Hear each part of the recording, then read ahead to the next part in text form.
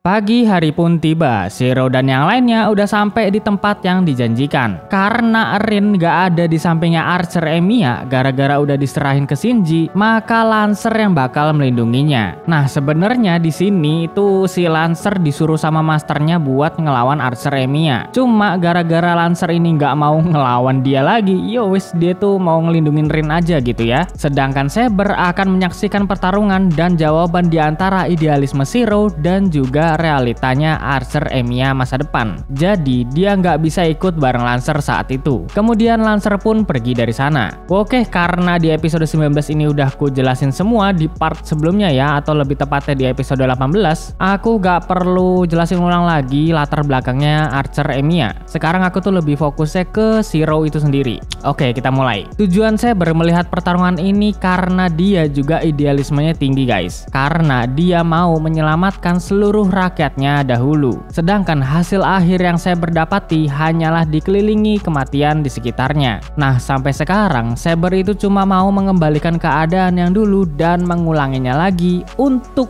menyelamatkan rakyatnya. Archer Emiya bilang kalau dulu dia nggak bisa menyelamatkan Saber dari idealismenya. Jadi dia sangat beruntung kalau Saber mau melihat pertarungan ini, yaitu idealisme versus realita. Archer Emiya memberikan pedang untuk Shiro biar dia membunuh dirinya sendiri, karena dia yang sekarang udah tahu seperti apa sosoknya di masa depan. Tapi Shiro menolaknya. Dia yakin kalau impiannya bukan kesalahan. Shiro gak suka dengan Archer Emiya yang menghalangi impiannya tersebut. Shiro bertekad untuk melawan Archer Emiya kalau dia masih nggak mau terima keputusan yang Shiro buat. Lalu pertarungan melawan diri sendiri pun dimulai. Torres.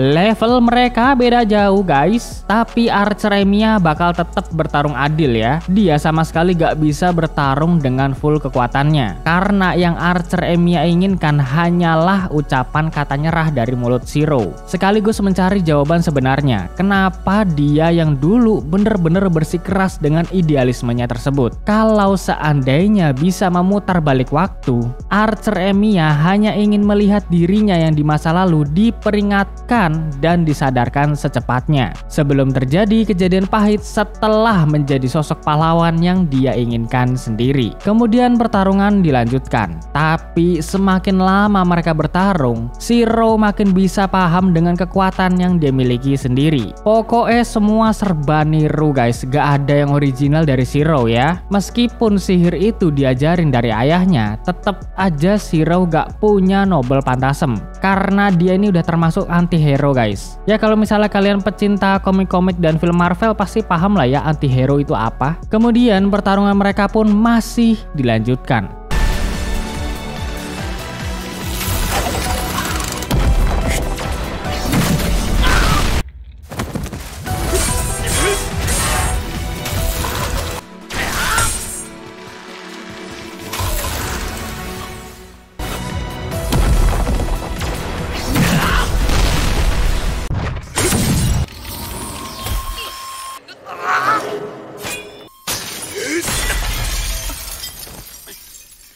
Shiro pun melihat gambaran masa lalu dari Archer Emiya. Dan setelah mengetahui semua ini, Shiro bener-bener syok. Karena di masa depan dia bakalan menempuh jalan hidup yang sama seperti gambaran itu. Archer Emiya mengatakan kalau dia akan menunjukkan lebih banyak penderitaan yang dialami dulu sewaktu berada di universe lain. Lalu Archer Emiya pun membuka kembali realitas marmernya.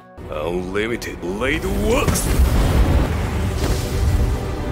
Kali ini Shiro bener-bener dapat gambaran lengkap dari perjalanan hidup Archer Emiya. Kemudian Archer Emiya bertanya sembari melampiaskan amarahnya sendiri. Apa iya nanti Shiro bakalan tetap jadi pahlawan setelah melihat gambaran perjalanan hidupnya sendiri? Kita berdua hanya hidup dengan berbekal keajaiban. Kalau Kiritsugu nggak menolong Shiro sewaktu kebakaran itu, mereka berdua nggak akan menjadi seperti ini. Mereka hanya senang melihat kebahagiaan Kiritsugu di saat menyelamatkan orang lain. Maka itu di dalam batin mereka masing-masing bener-bener pengen menjadi pahlawan. Seperti Kiritsugu itu. Jelas itu semua sia-sia karena mustahil damai tanpa adanya kejahatan di dunia ini. Maka itu menyelamatkan semua orang juga butuh pengorbanan atau ada yang dikorbankan. Archer Emiya dulu nggak mau kehilangan siapapun lagi. Tapi semakin dia menjalani kehidupan sebagai seorang pahlawan, kenyataannya juga dia tetap kehilangan orang-orang yang berharga. Nah, Shiro ini udah sekarat guys, gara-gara dihajar abis-abisan sama Archer Emiya. Lalu di dalam batin Shiro, dia bener-bener setuju sama sosoknya di masa depan itu.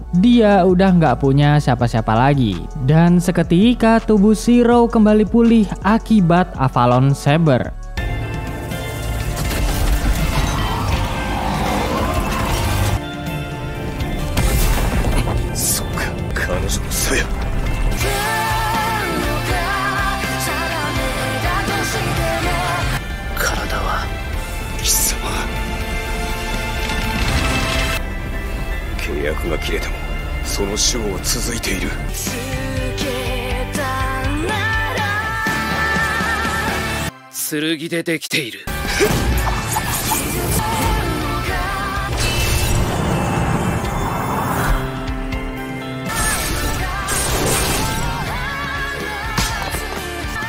ようやく入り口に至ったか。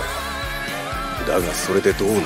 に負けるのはいい。でも自分にだけは負けられない。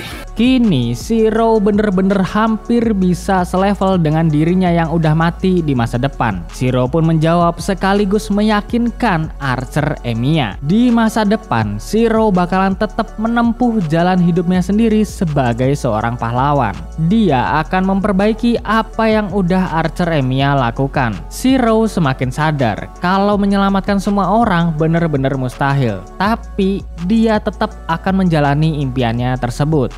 Pertarungan secara adil pun masih terus dilanjutkan. Saber yang melihat ini semua benar-benar paham antara idealisme dan juga realita. Keinginannya selama ini akan tetap berakhir sama seperti yang Archer Emiya alami. BTW ini sedikit fakta menarik guys. Raja Arthur sebenarnya itu laki-laki ya kalau misalkan di aslinya. Cuma di anime atau cerita fiksi Raja Arthur itu cewek. Ini kemarin juga ada sih yang komen kayak gini nih, dan aku ya bener juga sih, aku juga baru keingetan gitu.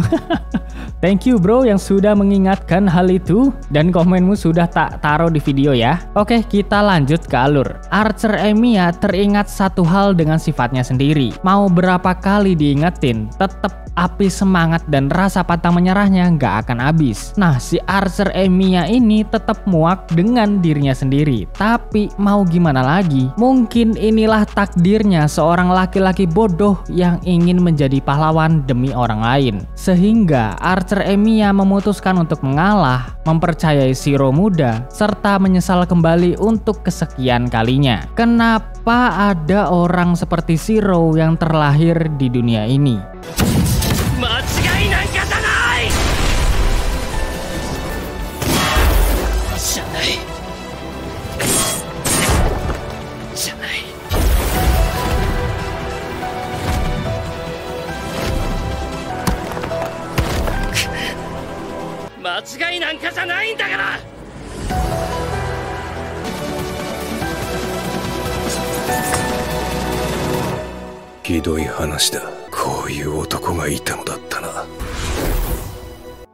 Lancer masih terus mencari keberadaan Rin di sana. Sedangkan Rin yang terikat tali di kursi ini bener-bener dimanfaatin sama Shinji guys. Ya digrepek-grepek lah, ditampar lah, macem-macem lah. Pokoknya Shinji kesel karena cintanya ditolak sama Rin. Tapi ya nggak segitunya juga goblok. Dan untungnya aja Lancer berhasil menemukan Rin di sana.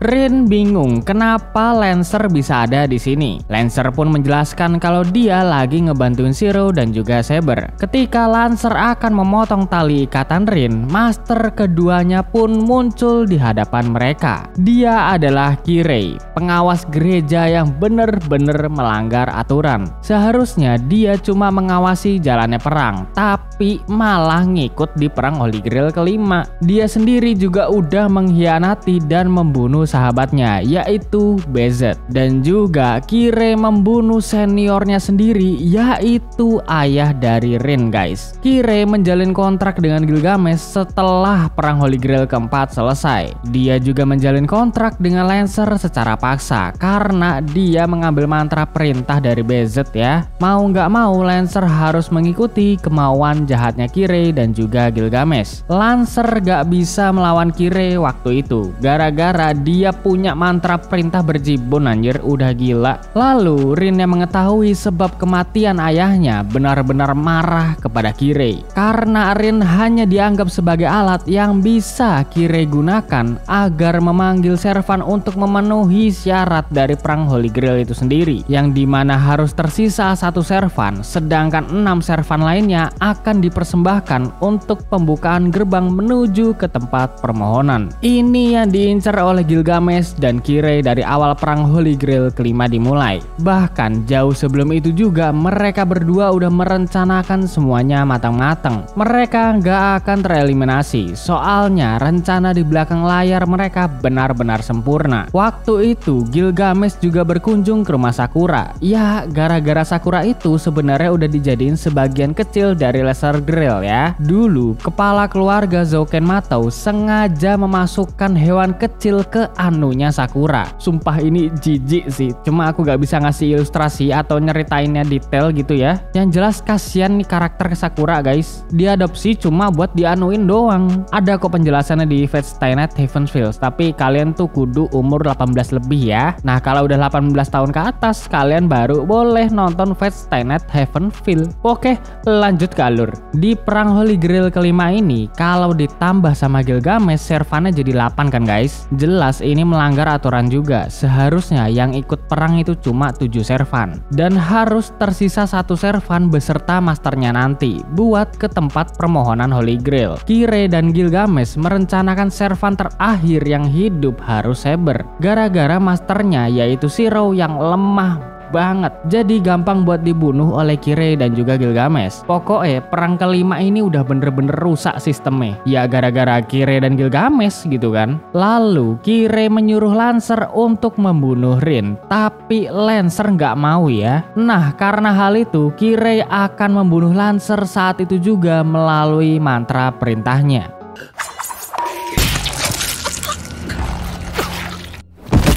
Kirei akan membunuh Rin dengan tangannya sendiri. Tapi tiba-tiba saat Kirei mendekati Rin, dia terkena serangan mendadak dan akhirnya mati di sana.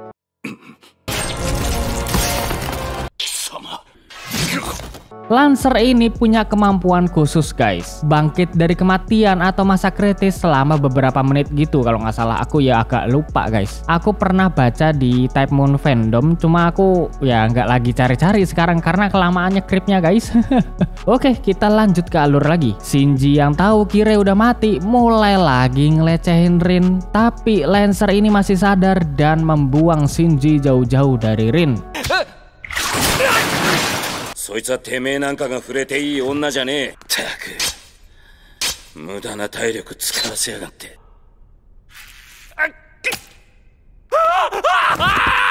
Kemampuan Lancer sebentar lagi udah mencapai batas. Dia pun ngobrol-ngobrol sebentar sama Rin ya. Karena dari awal Lancer emang udah tertarik sama bakat yang dimiliki oleh Rin. Lancer mengatakan kalau nasibnya sama seperti Rin, bekerja sama dengan partner yang bobrok. Lancer bener-bener dapat master yang bodoh. sebegitunya egois dengan keinginannya sendiri. Maksudnya Lancer itu Kire ya guys, bukan si Bazet. Lalu Rin pun mengatakan kalau dia emang mengakui Shiro itu bodoh dan lebih parahnya lagi susah diatur. Walaupun ini hal yang merepotkan, Rin sama sekali nggak mempermasalahkan itu karena Shiro lah yang menyelamatkan hidupnya berkali-kali. Rin juga senang bisa bertemu dan selalu bersama dengan sosok Shiro yang ada di masa depan. Rin sama sekali nggak menyalahkannya. Gambaran perjalanan hidup yang udah Archer Emiya berikan juga nggak bisa Rin bantah karena semua itu sesuai dengan sifat alamiah manusia. Setiap keputusan di kehidupan ini pasti setelah itu ada rasa penyesalan yang tertinggal di dalam hati. Walaupun Rin bukan orang yang bisa menyelamatkan hidup Shiro, dia bakalan tetap bersamanya dan selalu berada di sisinya. Rin juga berjuang untuk dirinya sendiri, sejauh mana dia bisa menemani Shiro. Karena apapun jalan yang dia tempuh, Rin akan selalu mencintainya. それぐらいのことでしかあいつに報いることができなかったから。さあ早く行け。あいつは俺が連れて行く。お前のような女が相棒だったら言うことはなかったんだが。さよならランサー、私もあなたみたいな人は好きよ。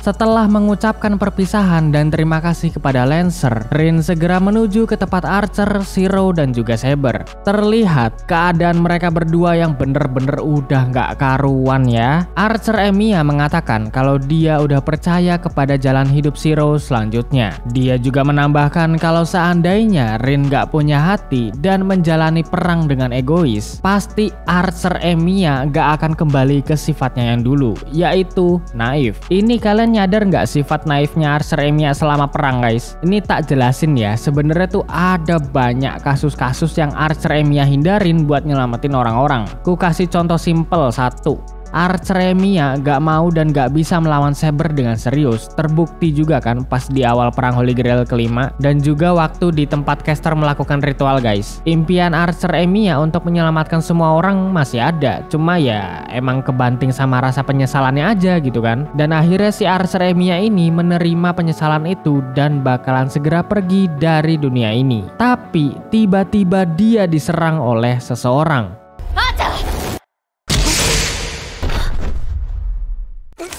の真似事だけで出来上がった偽物は即ゴミになるがいい。 Gilgamesh mengatakan kalau dirinya bener-bener muak gara-gara ada dua peniru atau faker yang gak berguna. Gilgamesh akan melenyapkan Shiro dan Archer saat itu juga. Mereka hanyalah sampah yang cuma bisa meniru. Kekuatannya gak seberapa kalau dibandingin dengan Gilgamesh.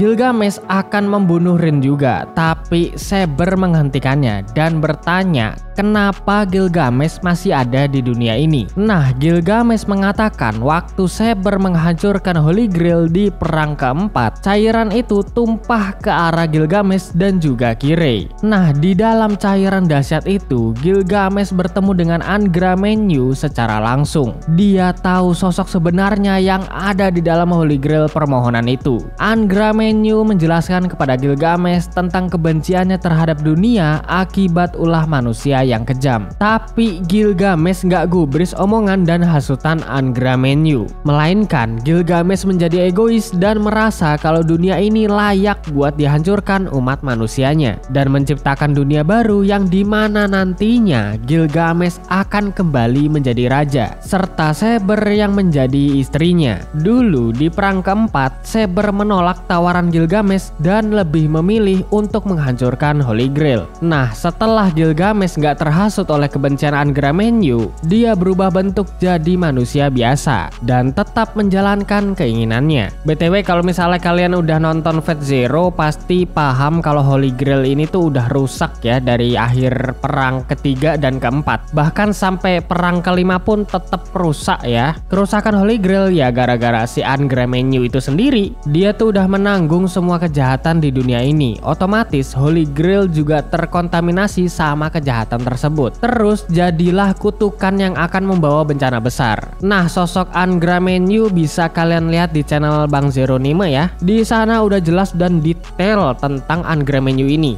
Oke, kita lanjut ke alur. Gilgamesh juga menambahkan kalau Holy Grail itu cuma drama-dramaan biasa. Semua master serta servan udah ditipu oleh 3 keluarga penyihir yang menyusun ritual perang Holy Grail ini. Dan juga butuh 6 servan yang harus mati agar bisa mendapatkan mana yang sangat-sangatlah besar untuk mewujudkan yang katanya itu adalah permohonan. Gilgamesh tahu kalau permohonan semacam ini gak bakal ada setelah perang selesai. Maka itu dia memanfaatkan momen yang sama kayak di perang keempat untuk menyebarluaskan ke seluruh dunia agar manusia bisa musnah akibat terkena cairan kutukan dahsyat tersebut. Manusia yang terkena dampak dari cairan itu benar-benar lemah. Mereka hanyalah sampah yang gak berguna dan harus dilenyapkan. Gilgamesh pun akan melanjutkan pertarungannya 10 tahun yang lalu dengan Saber. Waktu itu pertarungan mereka keganggu gara-gara ada Kiritsugu ya. Bahkan sekarang juga ada yang ganggu, yaitu Shiro yang lebih lemah daripada Kiritsugu. Dia adalah sampah yang sebenarnya. Wah, jelas Shiro yang diremehin ini makin dongkol sama Gilgamesh guys. どうしてあんな言葉を。それ以上に質が悪い偽物が混ざっているようだがな。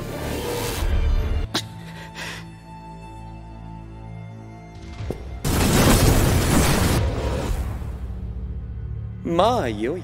Gilgamesh akan membiarkan mereka semua hidup karena Gilgamesh bisa mengalahkan mereka dengan gampang nanti ya. Lagi pula dia udah membunuh Archer Emiya yang menjadi pengganggunya selama ini. Gilgamesh memperingatkan kalau Saber ingin menyelamatkan semua orang, cepet-cepetlah nyamperin Gilgamesh yang sebentar lagi akan membuat Greater Grail dan membuka lubang cairan kutukan tersebut.